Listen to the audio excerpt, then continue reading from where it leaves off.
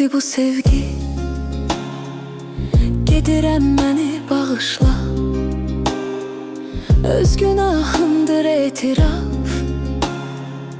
Edirəm məni bağışla. Daha bitdi bu sevgi. Gedirəm məni bağışla. Öz günahımdır etiraf.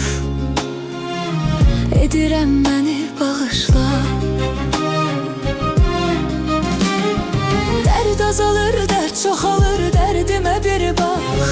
Bir dəfə gülməz üzümə, bəxtimə bir bax. Ayrılıq, həsrət nə qədər qansız olarmış. Çünki əsil sevgilər imkansız olarmış.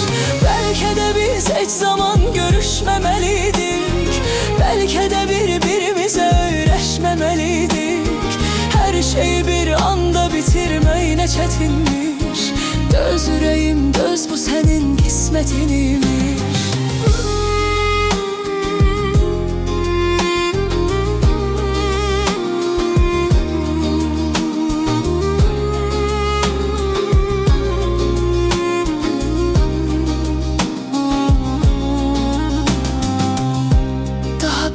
Bu sevgi, gedirəm məni bağışla. Öz günahımdır etiraf. Edirəm məni bağışla. Daha bitdi bu sevgi. Gedirəm məni bağışla. Öz günahımdır etiraf. Edirəm məni bağışla. Dərd azalır, dərd çoxalır, dərdimə bir bax.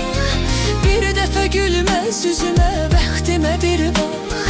Ayrılıq, həsrət nə qədər qansız olarmış. Çünki əsil sevgilər imkansız olarmış. Bəlkə də biz heç zaman görüşməməliydik. Bəlkə də bir-birimizə öyrəşməməliydik. Hər şeyi bir anda bitirmək nə çətinmiş. Döz ürəyim, döz, bu sənin qismətinmiş. Dərd azalır, dərd çoxalır, dərdimə bir bax. Bir dəfə gülməz üzümə, bəxtimə bir bax. Ayrılıq, həsrət nə qədər qansız olarmış. Çünki əziz sevgilər imkansız olarmış. Bəlkə də biz heç zaman görüşməməliydik. Bəlkə də bir-birimizə öyrəşməməliydik. Hər şeyi bir anda bitirmək nə çətinmiş. Döz ürəyim, döz, bu sənin qismətinmiş.